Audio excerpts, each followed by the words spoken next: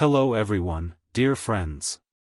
Today we'll talk about smart home safety, specifically about timely flood notifications. Hopefully this never happens to you, but it's always better to be prepared than to panic later because of a burst pipe or a leaking faucet. This inexpensive, compact, and fully autonomous leak sensor will help us with that. Unlike many other flood sensors, it has not 2 but 4 contact pads, 1 pair on the top and 1 on the bottom. This allows not only detecting when the floor is already flooded and the contacts are closed by water, but also reacting at the earliest stage, when water is only starting to drip, for example, from a pipe near the main water inlet or from under the sink. Let's take a closer look at this sensor, explore its capabilities in the TUYA app, check how it works in the Home Assistant smart home ecosystem, and create automations together with a smart actuator from Moz.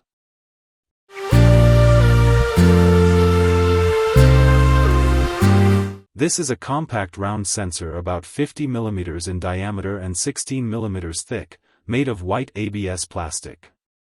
It is powered by a single 3V CR2032 battery, and according to the manufacturer, it should last more than a year even with up to 20 activations per day, and even longer with rare alerts. The operating temperature range is from -10 to +55 degrees Celsius, so the sensor can be used not only in the bathroom or under the kitchen sink, but also on a balcony or in a cold utility room.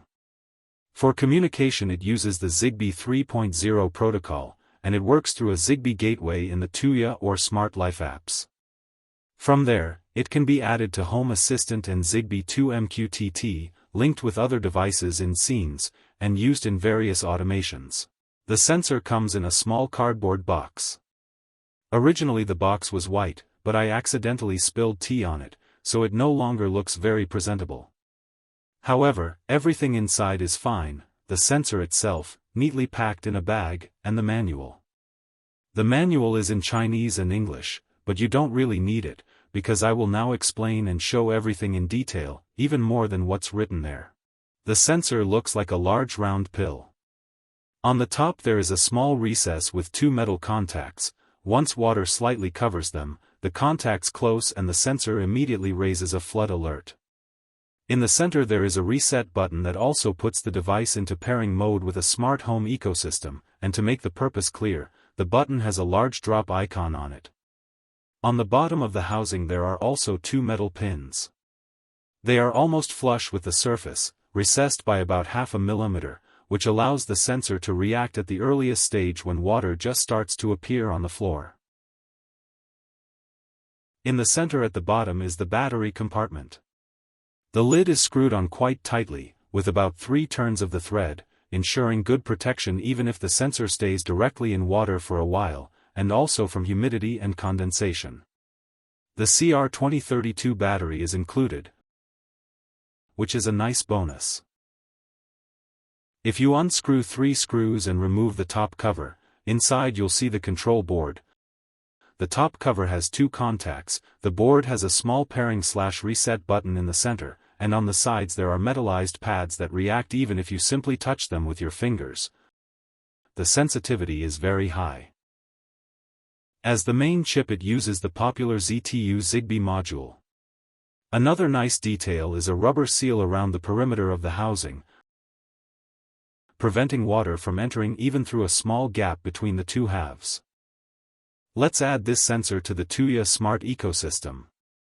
Hold the button on the housing for about 5 seconds until the blue indicator LED starts flashing rapidly. This means the sensor has entered pairing mode.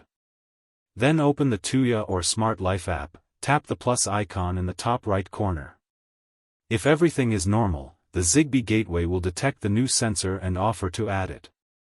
If this doesn't happen, you can start the pairing manually by selecting any Zigbee device, for example a socket, and following the on-screen instructions.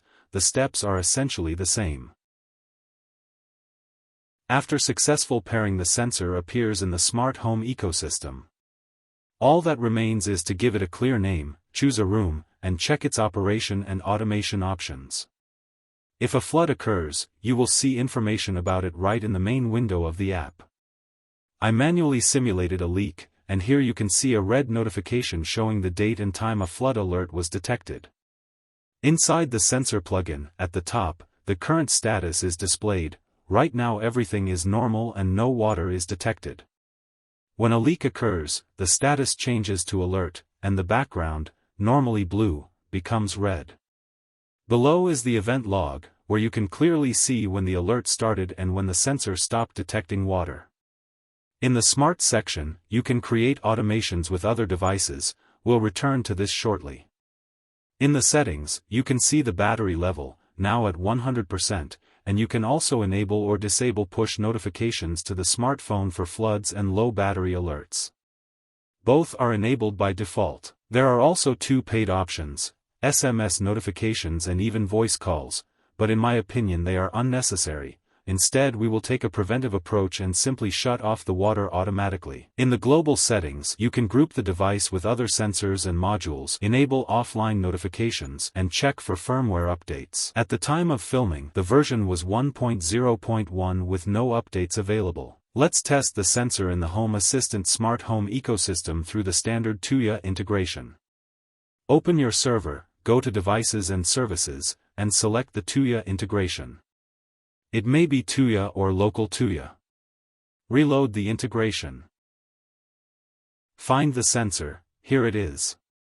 Go inside. Here we see device information.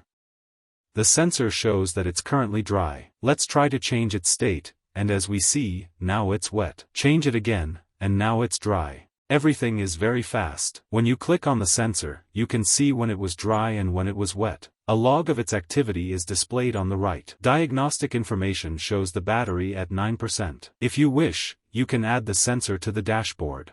Let's try connecting it to Home Assistant via a dedicated Zigbee coordinator and passing the sensor through Zigbee2MQTT. To do that, remove the sensor from the TUYA Smart app and put it into pairing mode again.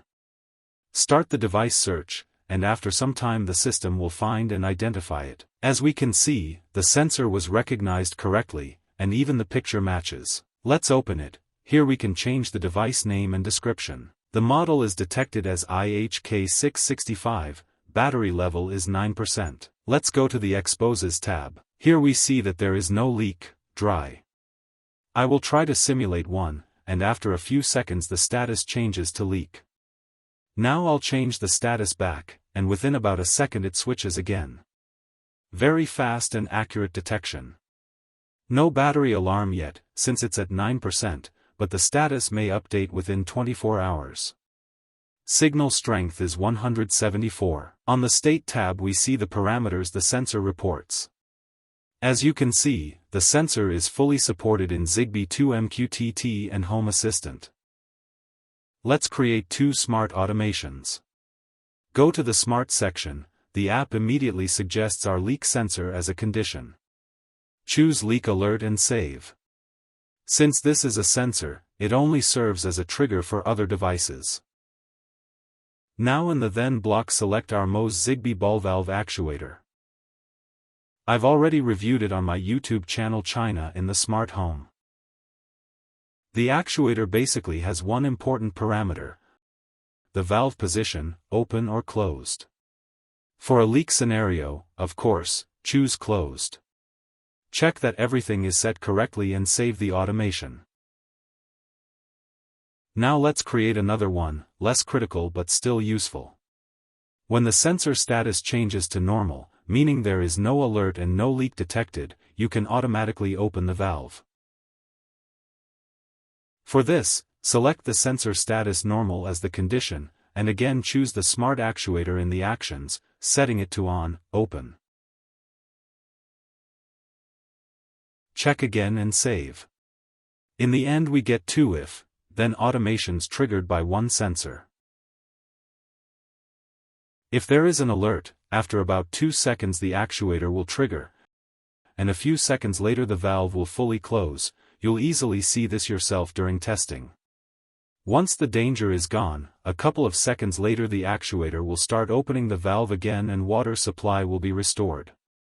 However, I would recommend using the second automation with caution. It's better to visually confirm that the leak is really gone before allowing automatic reopening of the water supply. Let's run a few tests. I didn't disable the automations, and I won't speed up or cut the video, everything will be shown in a single take. Let's start with the top contacts. I drip some water onto the upper part of the sensor.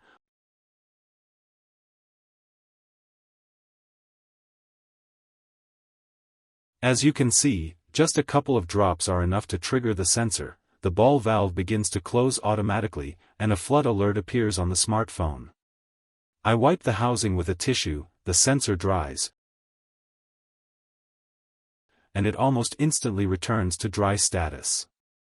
The reaction is very fast, and only a minimal amount of water is needed. Now let's check the bottom contacts.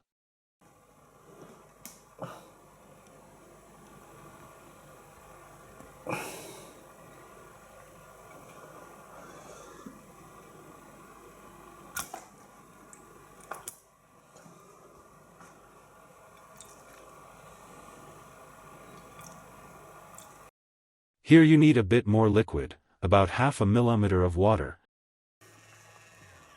to close the sensitive pads at the base. I had to pour a little more, but as soon as the water touched both contacts, the sensor triggered immediately, sending a notification to the phone, and the actuator received the command to close the water supply to the house. Again, I wipe everything dry. After a few seconds the alert is cleared.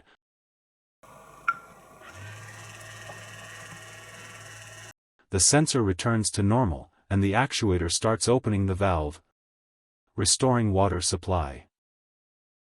Summing up, this is exactly the type of leak sensor you truly want to install and forget, not just throw into a box for later. It's compact, neat, and well designed, for detection zones. A rubber seal around the perimeter, and a tightly screwed cover with several turns of thread allow it to work not only at the first drops of water but even in a serious flood where the device may be floating in a puddle. In tests, the sensor triggered from just a couple of drops on top and from a minimal water level at the bottom. It updated its status in the app almost instantly and returned to dry state just as fast after I wiped it. For early leak detection, this is a very sensitive and stable solution. In terms of smart home integration, everything is also very good. Through TUYA you get an event log, flood and low battery notifications, and the ability to use it in any scene or scenario. Through Home Assistant it works perfectly both with the cloud TUYA integration and directly through Zigbee2MQTT, where it's correctly recognized. Paired with a MOS smart ball valve actuator, the sensor becomes not just a notifier but a full-fledged safety device. It detects water, shuts off supply, no user involvement needed. It uses a standard CR2032 battery that should last a long time under normal usage, and the sensor itself is inexpensive and fits easily into any Zigbee ecosystem. Yes, the battery compartment lid opens with some effort, and I would use automatic reopening of the valve carefully, but overall, after all the tests, I can confidently recommend this sensor if you want an affordable and effective way to protect your home from flooding with full Home Assistant and TUYA integration. I hope this video was useful and that I managed to show all the main features of this leak sensor and how it works in a smart home. If you enjoyed the video, please don't forget to like it and subscribe to the channel. This supports the project and helps you not miss new reviews. All links to the products I mentioned today can be found in the description under the video. There you'll also find a link to my Telegram channel, more gadgets, discounts, useful information on smart home systems, and live chat. Below you'll also find a link to the Smart Home Forum, where topics are conveniently divided into sections, making it much easier to find what you need. Don't forget about the Facebook group, and also subscribe to my X social media channel. There you'll find interesting news and selections as well. Once again, thank you for your likes and subscriptions, they really help the channel grow. Thank you all for watching, peace and goodness to everyone. Bye bye.